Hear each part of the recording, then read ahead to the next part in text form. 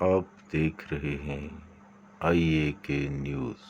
مسلم league نون آزاد کشمیر کے صدر اور سابق اسپیکر آزاد کشمیر اسمبلی شاہ غلام قادر نے پریس کانفرنس میں گفتگو کرتے ہوئے کہا کہ مسلم لیگ نون وزیر اعظم آزاد کشمیر کے خلاف عدم اعتماد لانے کے لیے تیار ہے، لیکن عدم اعتماد لانے کا حتمی فیصلہ پیپلز پارٹی نے کرنا ہے۔ پیپلز پارٹی کے رہنماؤں میں اتفاق رائے نہ ہونے سے عدم اعتماد پیش کرنے کا معاملہ التوا کا شکار ہے۔ حالات کا تقاضا ہے کہ ایسے وزیر اعظم سے جان چھڑائی جائے جو اس وقت جاگتا ہے جب عوام سوتے ہیں۔ موجودہ حکومت سے بدترین حکومت ماضی میں کبھی نہیں رہی۔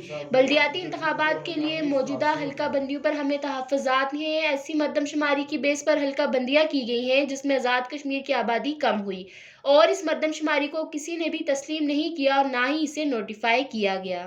15ویں ترمیم کا مسودہ وفاق میں PTI کی حکومت کے دور میں تیار ہوا۔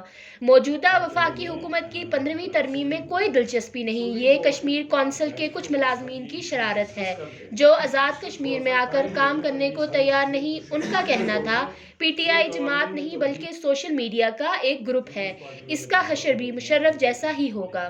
مسلم لیگ نون بلدیاتی انتخابات کے سلسلے میں اپنی تیاریاں جاری رکھے ہوئے ہے، ہر تحصیل کی سطح پر پروگرامات کر رہے ہیں۔ مسلم لیگ بلدیاتی انتخابات کے خلاف نہیں لیکن موجودہ حلقہ بندیوں پر انتخابات کے خلاف ہے۔